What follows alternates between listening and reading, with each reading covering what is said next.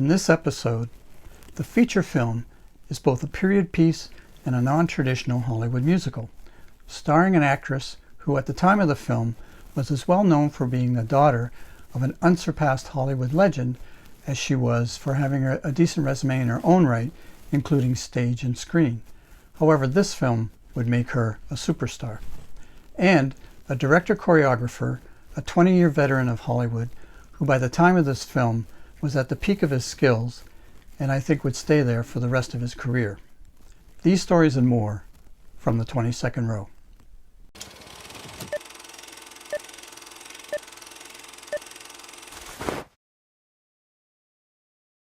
Cabaret was released in 1972 and is both a non-traditional Hollywood musical and a period piece. Now, period pieces are films in which the year they're released is not the years depicted in the movie. Typically, I find at least 15-20 years prior to the release of the movie for a good period piece, if not longer.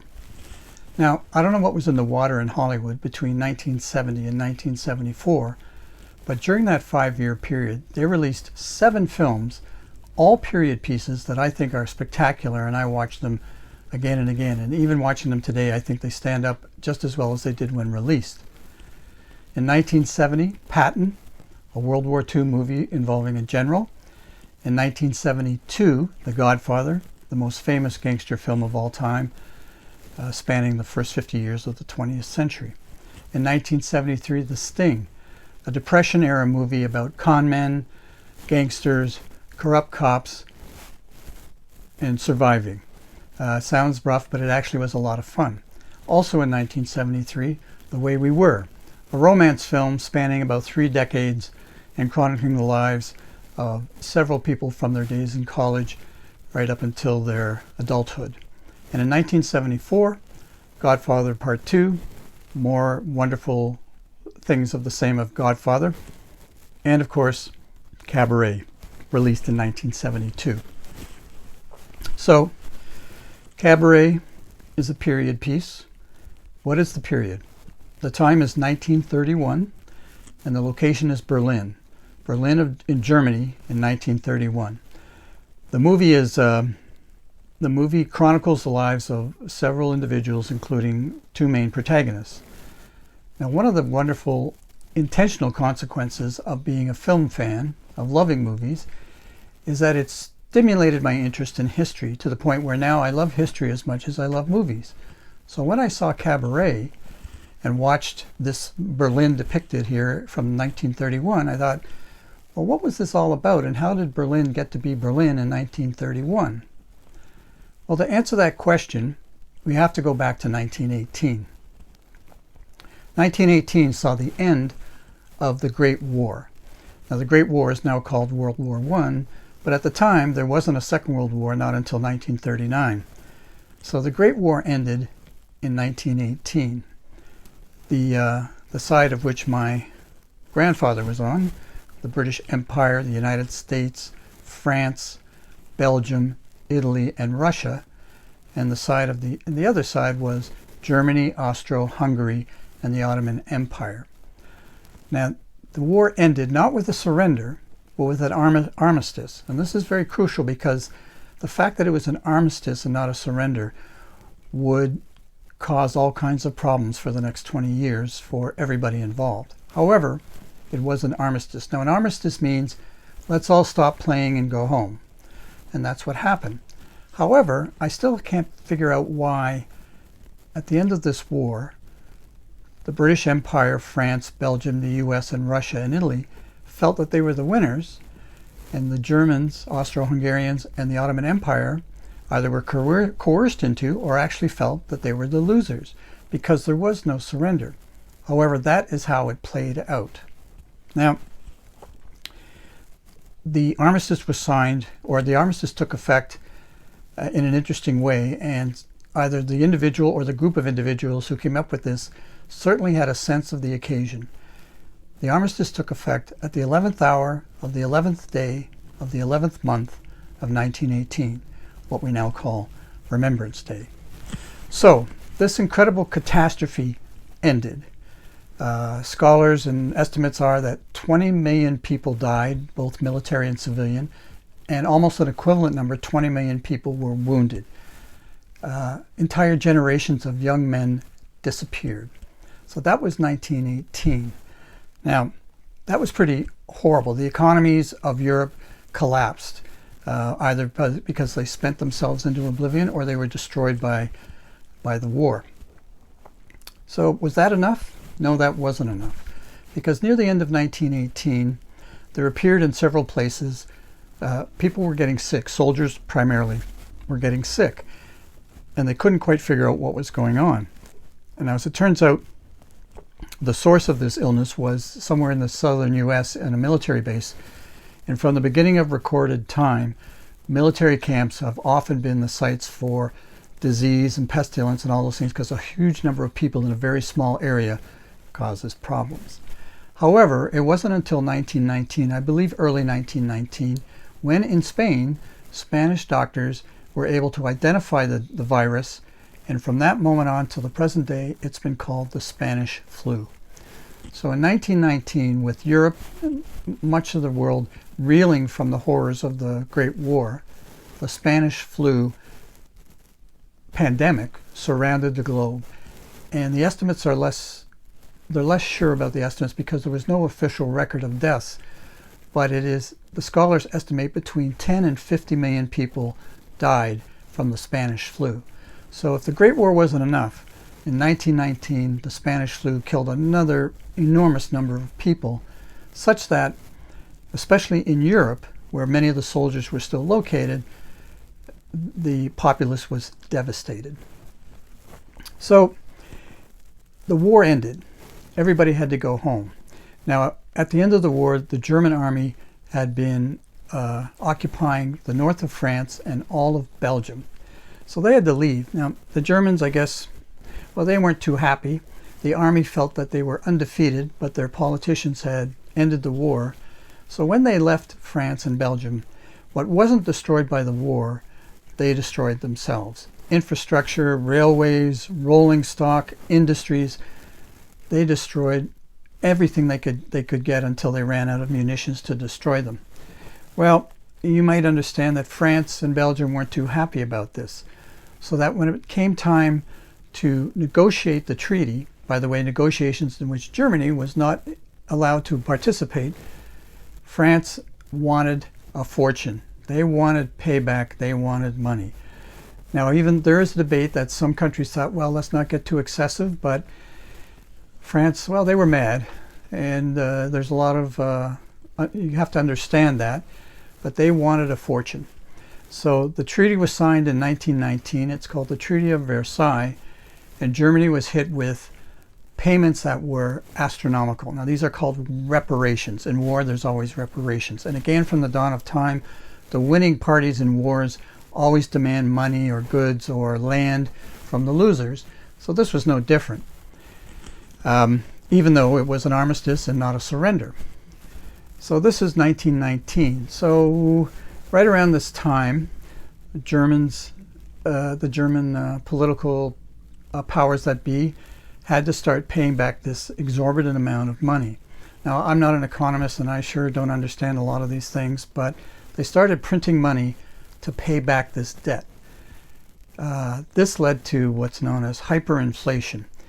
And I don't know how these things start. I don't know how a loaf of bread that costs $1 at 9 o'clock in the morning costs $100 at 5 o'clock in the afternoon, and the next day that $100 it now costs $1,000 for that loaf of bread, and by 5 o'clock the next day it's $10,000. But that's hyperinflation. So it started in Austria, and then it went to Germany. So in the early 20s, Germany was absolutely devastated by this hyperinflation. And again, I don't understand, but at some point it stopped. And the hyperinflation ended, and the economy started to rebound very, very slowly. Now, in Germany, which is, of course, the focus of our movie, after 1918, the Emperor of Germany, it was an imperial country, no relation to me, it was Kaiser is a German word for emperor. He abdicated, he left, and what the Germans did was they began a republic. And this was a republic with a constitution that allowed for freedom of speech, freedom of religion, a lot of freedoms that did not exist under Imperial Germany, and this constitution was written in a city called Weimar. So from 1919 to 1933, Germany was known as the Weimar Republic. So what happened? Hyperinflation was gone. The war was over.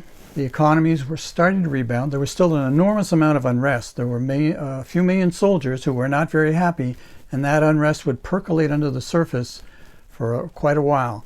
But between 1923 and 1929, things got better. The Constitution was in effect. People felt freer for the first time if they'd been around Germany for a while. And what happened was there was an immense resurgence in the arts, both in plays and novels and in cinema. The German cinema of the 20s is extremely well regarded, with wonderful silent films. Interestingly, almost all the talent, not all, but almost all the talent behind these movies would be in Hollywood by the middle of the 30s. They'd all be gone, and there are obvious reasons for that. But the 20s was a relatively prosperous period in Germany and other parts of Europe. There was stability, there was price controls, there was a lot of unhappy people, but there wasn't poverty and a massive unemployment which would cause problems. So this was sort of a golden age for Germany for a while. And much of the Germany that is depicted in the movie, at least Berlin, is a result of these 6 years of relative calm. So wasn't that great? No more Spanish flu. That stopped around the early 20s. Inflation gone. However well or poorly they were paying the debt, they were paying the debt. Was that enough? No, that wasn't enough. Because in 1929, the U.S. stock market crashed, causing again tremendous poverty and displacement and unemployment over most of the globe. So the world once again was thrown into this terrible situation, especially Europe, which was still struggling to get back to where it was pre-war. And it devastated their economies, certainly in France, Austria, and Germany. So what happened here? What happened was this depression gave an opportunity for these groups that were percolating under the surface, who were still very, very unhappy, to once again become ascendant, because people are looking for answers. Our government let us down. Maybe these people are going to do a better job. So in Germany, there were two groups that were reasonably well organized and were ready to go. One was the communists, and the Communist Party was active and well organized in all the countries of Europe, partly because in 1917 the Russian aristocracy was overthrown, the royal family, and the Soviets, the Bolsheviks they were called in those days, took over. Now, for whatever reason, Europe hated the Bolsheviks. They hated anything to do with Bolshevism, and hence they hated anything to do with communism. But the communists were very well organized and were very visible in Germany after 1929. Before then, of course, but certainly afterwards. And the other group that became quite visible, again, was made up primarily of a lot of these ex-soldiers who were very, very unhappy.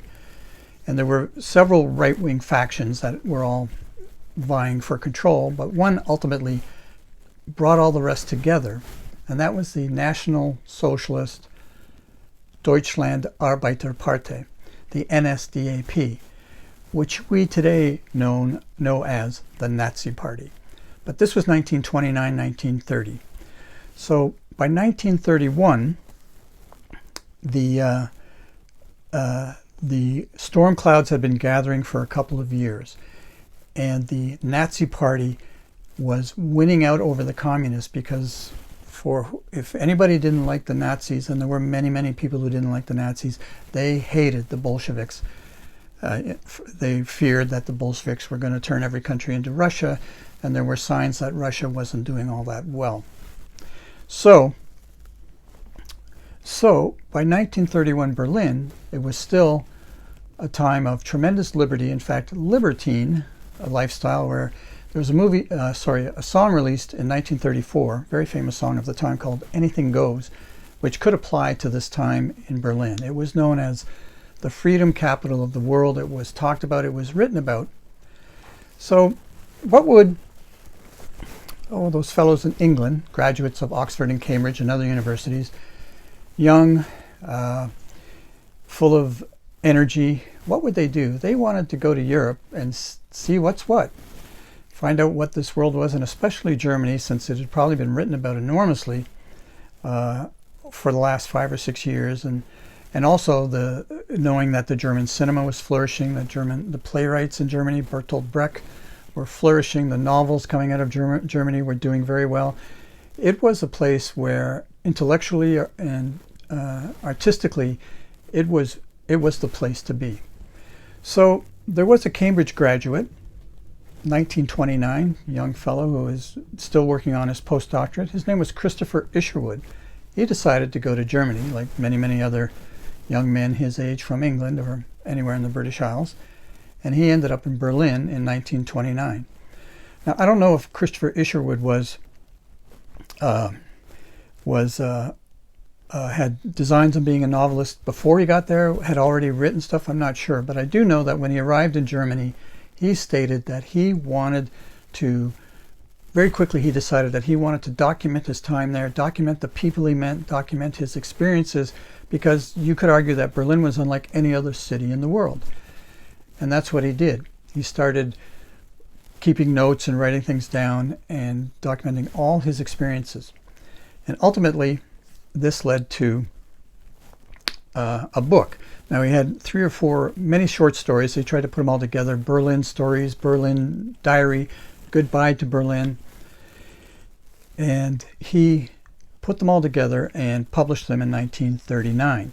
Now, in the second paragraph of one of them, I think it's Goodbye to Berlin, he had a line which describes every writer from the beginning of time, only it does so very, very elegantly.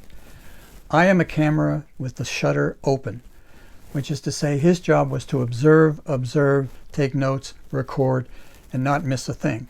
Now, as it turns out, of course, he was very much involved in the life of Berlin, but that's the premise. And that line, the second paragraph in that story, stayed with him for the rest of his career. The book was published in 1939. It was very well received. But in 1951, opening on Broadway was a play called I Am a Camera, based on Christopher Isherwood's stories. In 1955, a movie was released called I Am a Camera. Again, all very much mirroring the play of 1951. But 11 years later, another Broadway play opened, this time a musical based on Isherwood's stories, but this time called Cabaret. And that musical eventually would, after much, much acclaim, would morph into the movie Cabaret, released in 1972. So, that's the Berlin of 1931. Now, in the stories that Christopher Isherwood wrote, he uses his own name as one of the characters, but that's not true of the movie. So, Cabaret, 1931, Berlin.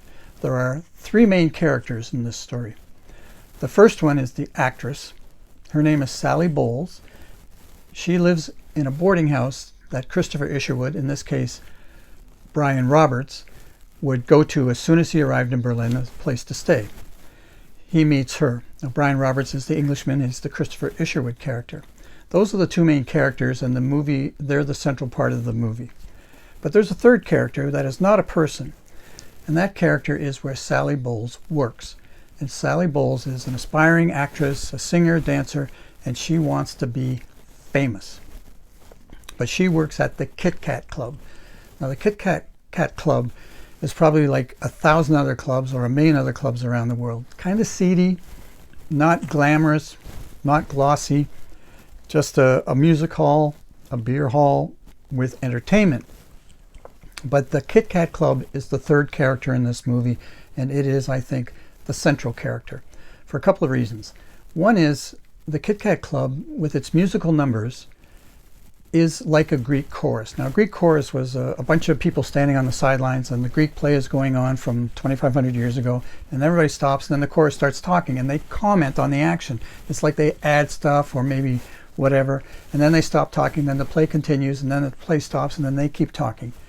So the Kit Kat Klub acts like a chorus because the musical numbers in the Kit Kat Klub often are commenting on the story that we've been watching, or adding some depth to the story when we see just a few seconds of something like somebody getting beaten up, or the storm clouds gathering with brown-shirted young people who are now members of the Nazi Party doing some nasty things.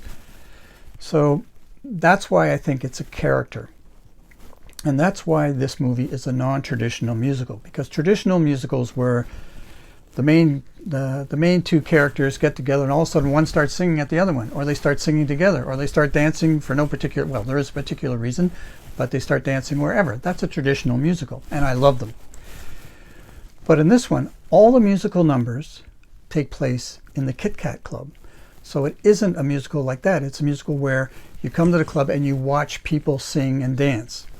Now, there is one number that is not in the Kit Kat Klub. It is outside, and I'll leave that for when you watch the movie because it's a very important one. So the music is all in the Kit Kat Klub, and it's staged brilliantly. In my opinion, it is the centerpiece of the movie, and it is fabulous. The songs are memorable. The staging, again, with the director by the name of Bob Fosse, he has such a unique style. The use of hands and arms, the use of light, the movements of the actors and actresses, I just am mesmerized by it.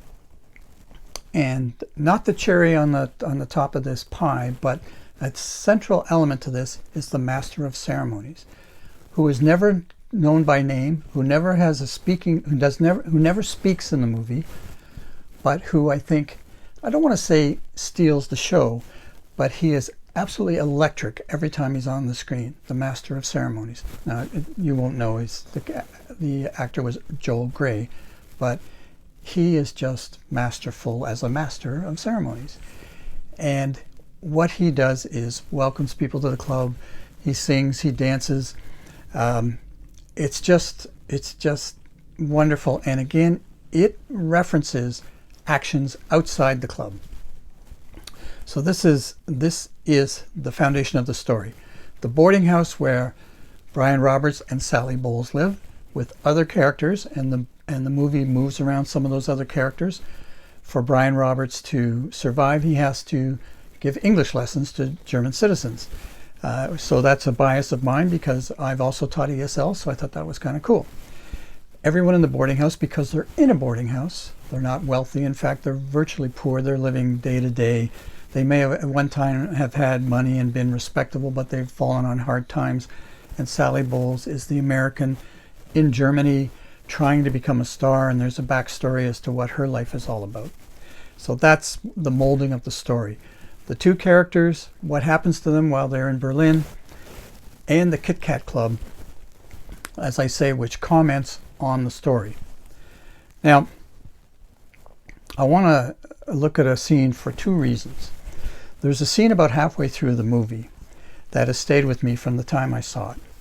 And that scene is Sally Bowles singing a song. Well, that's not unusual. She sings several songs, and there's a lot of dancing in the film, but there's no dancing in this part, or no choreography, I should say. It's just her on the stage. And there's a reason why this song comes up at this particular point in the story, in the narrative. There's something that's happened, but that's okay. And she starts singing, and it's a beautiful song. I think it just gets you to the bones. And Liza Minnelli, who is the daughter of Judy Garland. Again, you may or may not know these people, but we're going to see Judy Garland again later in another episode. Her talent just is coming out of every pore as she sings this song. So that's part of it. And then, of course, the staging of it is brilliant. The lights, the stage is really well done, even though it doesn't look like it's worth $1 million. It looks like another seedy, low-level music hall, but it's in the hands of Bob Fosse. It looks spectacular. But there's another element to this scene which is what really sticks with me, and that is the bar is virtually empty. So picture this incredibly talented person, even if it's a fictional person, but let's say incredibly talented, singing her heart off, the feelings in her soul coming out with every note, and nobody's there. Let's say, and maybe it can seat 100 people, or maybe there's tables for 100 people. There may be 4 or 5 people in the bar for this scene. The lonely hearts of Berlin, mostly men, trying to get away from their humdrum lives, probably have enough money in their pocket for one drink, maybe hoping to meet someone and a smiling face, talk to somebody because they haven't spoken to anyone for hours or days, and sitting there slowly passing out because they're drunk or whatever, but that's it. It's virtually empty. And at the top, on the stage, is the spectacular performance. And for me, I think that in all the gin joints and all the towns and all the world, that scene is replicated again and again and again. Now, marginally talented people on a Tuesday night playing music or singing, better talented people do it, or exceptionally talented people singing or dancing or playing their hearts out every night to sparse crowds. But they do it because there's a fire in them that just burns that they can't put out. And I find that this scene is so transformative for me. I just thought it was brilliant. Because, so we step back and say, well, it's brilliantly staged. It's brilliantly photographed, I think. I love the song. I love how Liza Minnelli, Sally Bowles, sings it. I love how it's integrated into that part of the story. Just everything works for me on an absolute perfect level. Well, all that's artifice, all that's Hollywood, all that's, yeah, it's fantastic, but that's not real life. And I thought, but is it? Because this is 1931 Berlin, and Sally Bowles is doing her thing, and there's 5 people in the place. But let's move ahead 30 years, not to Berlin, 1961 and Hamburg. And now this isn't a story, a beautifully crafted story that I love, but a real story, a true story, if you will. 1961 Hamburg, when 4 young men from England, one of whom was still a teenager, the other 3 barely out of their teens, were in a bar not unlike the Kit Kat Klub, a basement bar, probably stinking of stale beer and overloaded with cigarette smoke. In those days, every place had a lot of cigarette smoke. And yet, hour after hour, night after night, not for 2 or 3 years, but maybe for a few months, singing and playing their hearts out every single night, hour after hour after hour.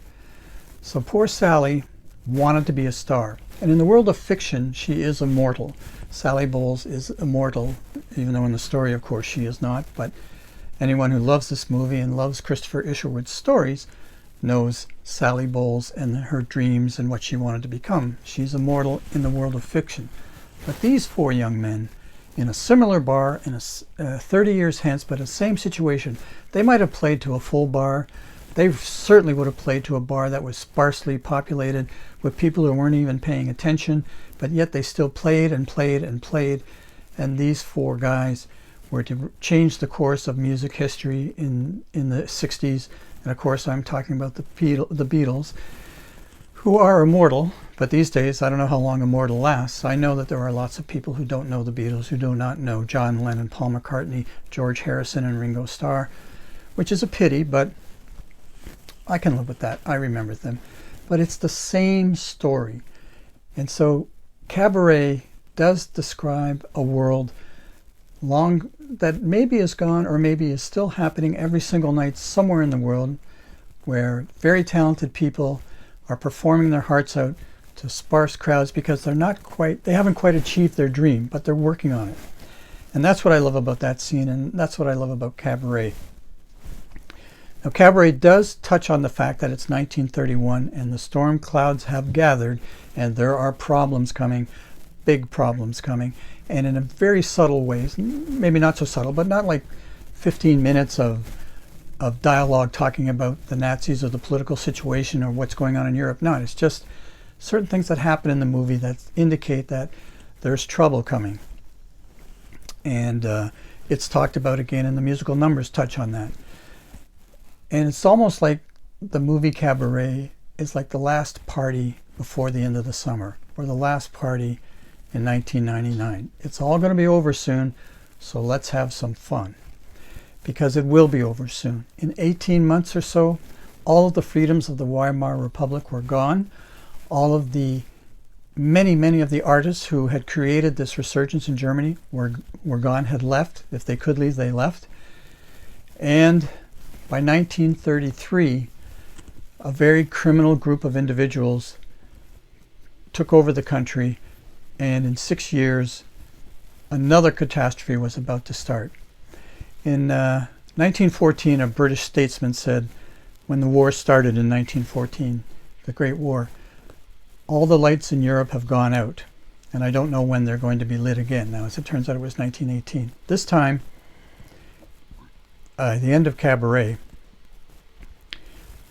all the lights of Europe will be going out, but this time one country at a time between 1932 and 1939, so that by 1939 they were in exactly the same place they were before, with even a greater catastrophe about to befall them.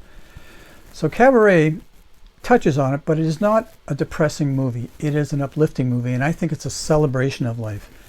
And that's my takeaway from this. It's a celebration of life, and in fact the MC says, or the song at the end, the finale of Cabaret says, "Life is a cabaret, old chum." And I'll add, so the Master of Ceremonies would say, "Leave your troubles outside and come in and enjoy the cabaret." So Cabaret is an uplifting movie. It's a movie of hope.